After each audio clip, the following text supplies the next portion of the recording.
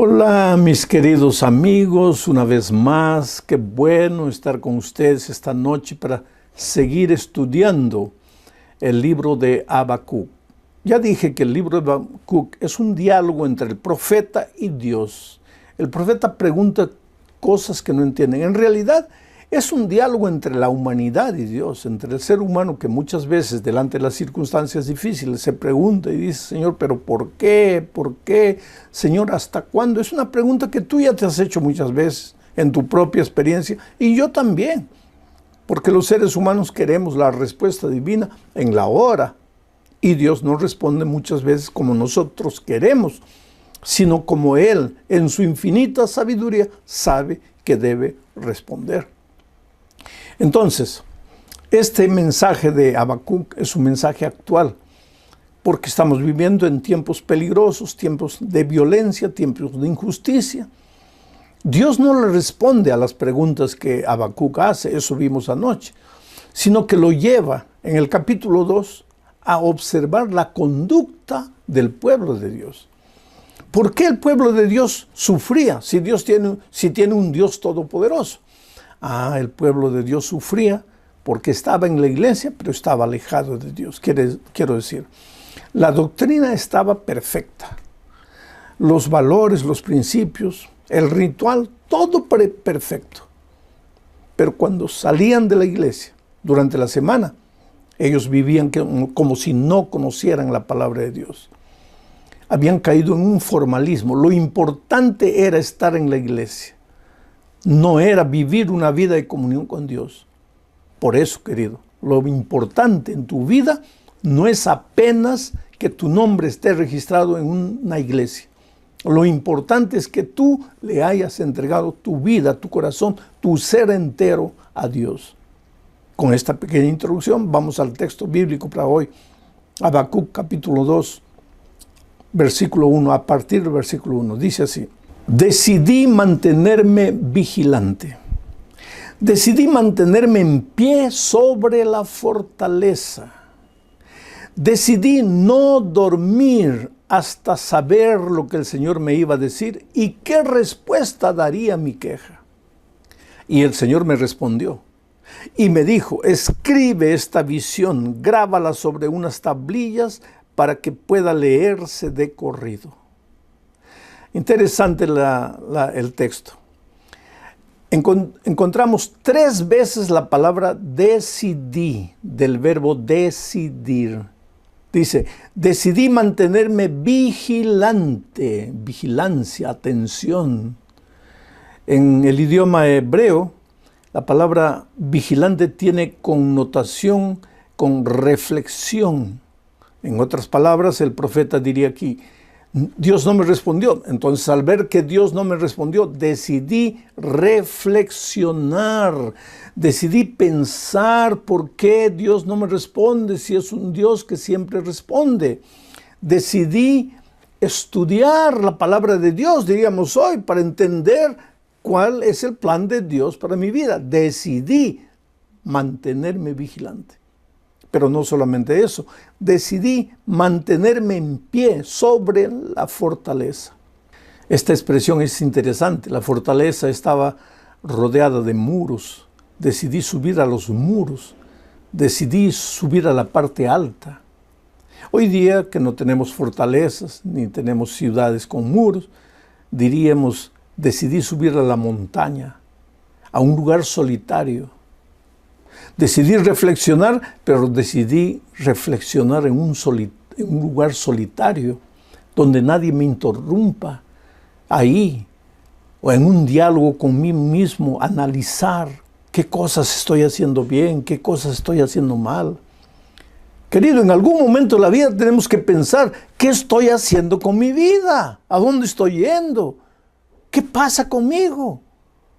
Ahora el profeta, aquí, representando a mí, a ti, representando al ser humano, se pregunta, decidí mantenerme vigilante, decidí reflexionar, decidí mantenerme sobre el pie de la fortaleza, en pie sobre la fortaleza, decidí subir, decidí buscar un lugar solitario. Tú sabes que los lugares solitarios El ser humano tiene que ser el cristiano tiene que ser un hombre solitario, ¿sabes? Jesús era solitario. No quiere decir que no le gustaban los seres humanos. Él había vivido, había venido aquí a morir y a salvar a los perdidos, a los seres humanos. Siempre que podía estaba ahí para predicarles, para enseñarles, para asistirles.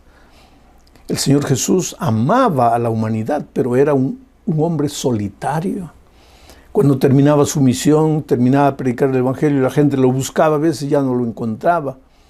¿Dónde estaba? En la montaña, solitario, orando, clamando a Dios. La vida de oración del Señor Jesucristo es extraordinaria, querido. Y si quieres vivir una vida victoriosa como la de Cristo, tienes que vivir una vida de oración. ¿Qué pasaba con Jesús? Él clamaba a Dios. A veces cuando la noche llegaba ya estaba orando. Y cuando el sol del día siguiente salía, él continuaba orando. Y después bajaba al valle, donde los discípulos no podían expulsar un espíritu demoníaco. Y solo con la presencia de Jesús el diablo ya temblaba de pies a cabeza. ¿Por qué? Por la vida de oración de Jesucristo. Es interesante que nosotros, los seres humanos, a veces queremos las maravillas de Dios en nuestra vida. Queremos el poder del Espíritu Santo, pero no somos hombres ni mujeres de oración. Entonces, ¿qué va a suceder en nuestra vida? Nada. Por eso Habacuc dice, decidí reflexionar, pero decidí subir a la fortaleza, mantenerme en pie, victorioso, a través de la oración, a través de la reflexión, a través de la meditación espiritual. Decidí no dormir hasta saber lo que el Señor me iba a decir y qué respuesta daría a mi queja. Decidí no dormir. Oh, querido, pasar noches clamando a Dios. Si en ese momento estás viviendo un momento difícil en tu vida, ora, clama a Dios, suplica. Si parece que Dios no te responde, apártate de las personas y ora. Yo nunca olvido un incidente que sucedió en mi propia experiencia. Yo tengo 4 hijos. El tercero de ellos era un niño que contrajo asma desde pequeñito y el asma aparentemente era incurable. Lo llevamos a un médico, lo llevamos a otro médico. Estoy hablando de 40 años atrás. Hasta que un médico un día me dijo, mire, en este momento no encontramos remedio para su hijo. Su hijo va a tener que aprender a convivir con la enfermedad. Y nos dio algunas recomendaciones y hacíamos eso.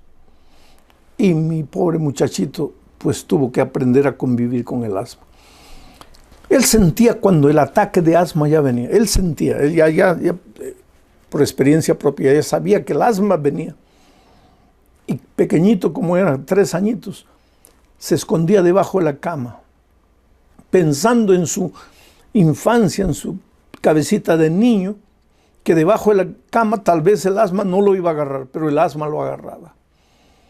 Mis 4 hijos eran deportistas, los 3 que estaban sanos corrían, jugaban, saltaban, y él a veces sentadito en una piedra los miraba a sus hermanos, y a mí me partía el corazón. Y yo pensaba, Señor, pero ¿hasta cuándo? Ahí viene la pregunta, Señor, ¿hasta cuándo? Yo me acuerdo que un viernes de noche, yo estaba revisando el mensaje que iba a predicar al día siguiente en la iglesia. Debería ser 11 de la noche, medianoche tal vez.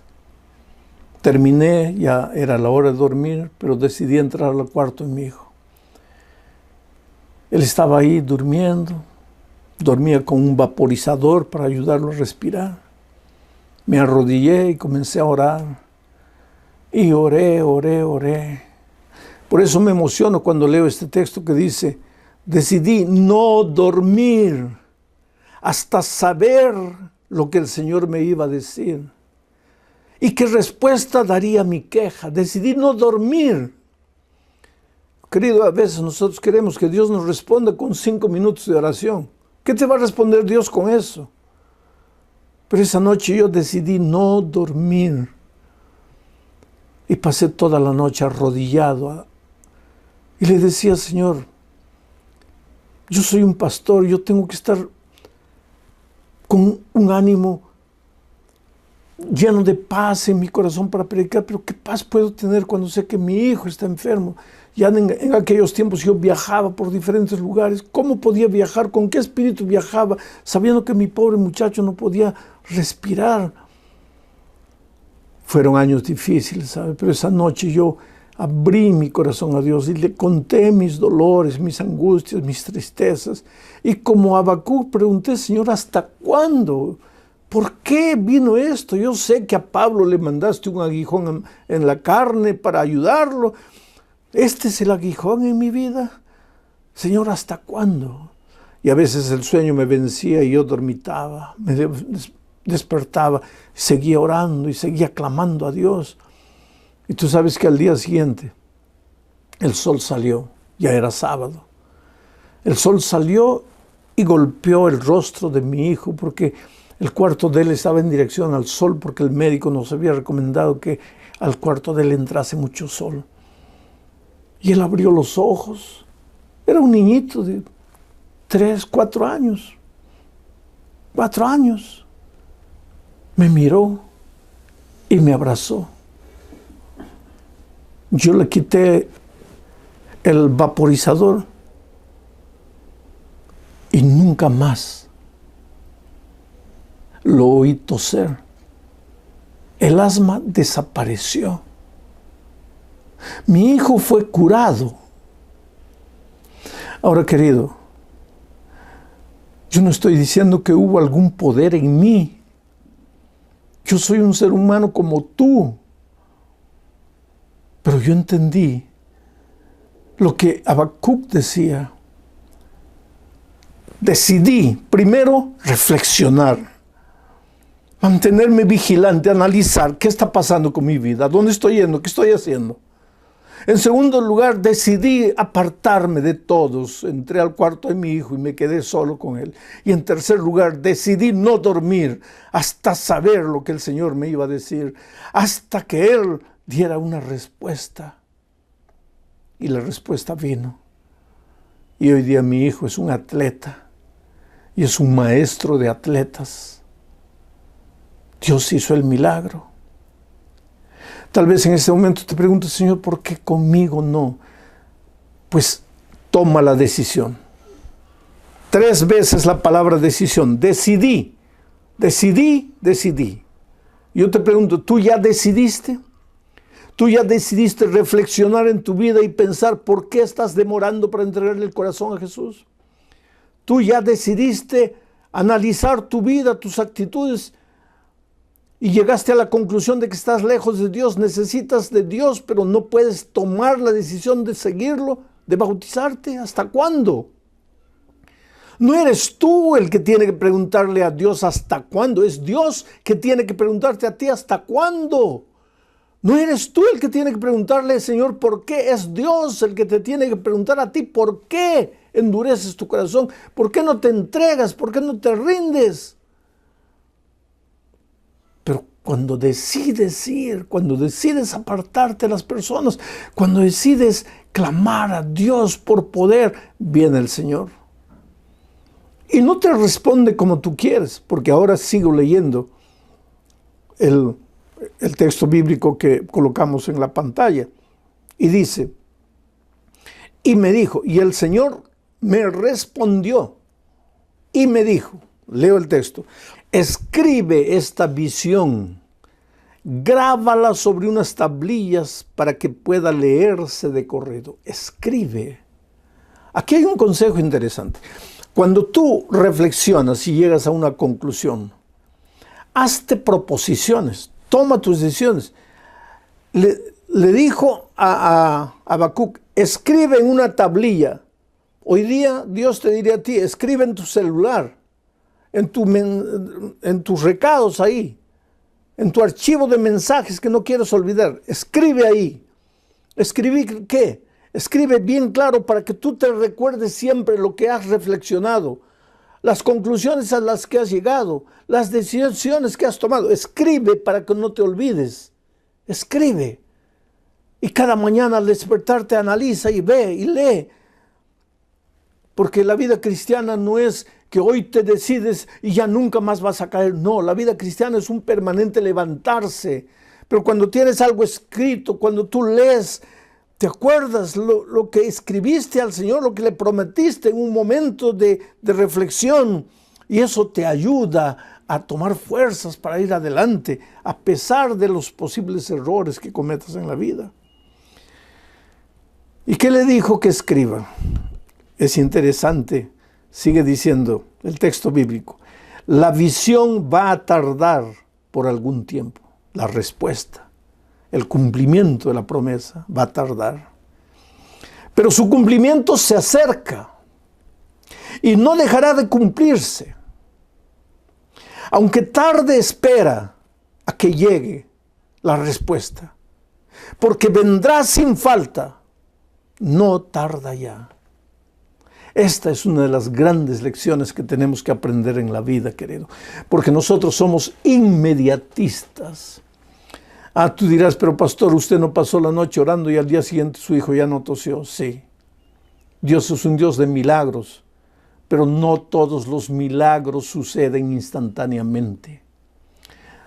Al ciego que encontró, le colocó barro el Señor Jesucristo en los ojos y le dijo, ahora ve al tanque de Siloé y lávate. El ciego no veía. Sus ojos estaban con barro. Caminó tanteando hasta el tanque de Siloé. Cogió el agua, se lavó y empezó a ver. Mientras que al leproso lo tocó y lo curó. ¿Por qué Dios hace eso? Que los milagros de Dios suceden cuando Él quiere, con quien Él quiere, porque Él quiere y en el momento que Él quiere. Entonces tú simplemente ve a Dios y clama a Dios. Búscalo, reflexiona, analiza, pasa una noche con Dios, conversa, llora delante de Él, ábrele tu corazón, pídele que te responda y Dios te va a responder.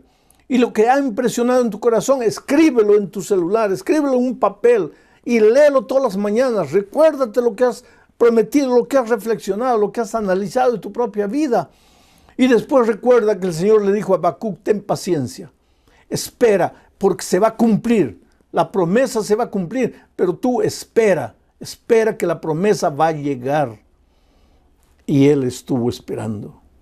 Y ahora leo el versículo 4 del capítulo 2, porque hasta aquí leí del versículo 1 hasta el versículo 3. Mira lo que le dice Dios a Habacuc. Aquel cuya alma no es recta es arrogante, pero el justo vivirá por su fe. Aquel cuya alma no es recta es arrogante. ¿Quién es ese cuya alma no es recta? El arrogante. ¿De quién está hablando Habacuc aquí? Del rey de Babilonia. Pero vuelvo a repetir, el mensaje es para ti hoy, no es para Babilonia, no es para Israel en el tiempo de Babilonia. Es para ti. ¿De qué arrogante te está hablando aquí el texto bíblico? Arrogancia es sinónimo de orgullo, de soberbia.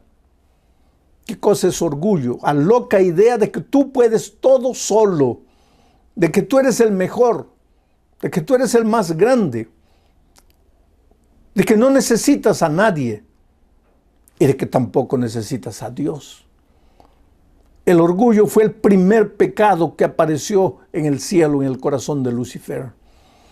Se creyó merecedor del trono, se creyó poderoso, había recibido de Dios bendiciones especiales, una hermosura especial, era el director del coro de cantores ahí en el cielo. Pues se le subió todo a la cabeza, pensó que él no necesitaba de Dios, se levantó contra Dios, peleó, fue derrotado. Ese fue el origen del pecado. ¿Quién es el orgulloso hoy? Aquel que cree que puede vencer sus vicios solo. Aquel que cree que puede vencer el pecado solo. Aquel que cree que puede conquistar cualquier cosa buena en la vida solo. Ese es el arrogante. Ese es el soberbio. ¿Y qué dice el texto? Aquel cuya alma no es recta es arrogante. Es arrogante. ¿Por qué? Porque se desvía de Dios. Jesucristo dijo, venid a mí todos los que estáis trabajados y cargados, yo os haré descansar. Aprended de mí que soy manso y humilde. Lejos de Jesús jamás serás humilde, jamás serás manso, serás arrogante, serás orgulloso. Y orgulloso pensarás que puedes hacer todo, que puedes vencer solo. Pero termina el texto diciendo, pero el justo vivirá por su fe. El justo vivirá por la fe. Martín Lutero tomó esta parte última del texto, el justo vivirá por la fe, y con eso promovió la gran reforma en el mundo cristiano que estaba deteriorado.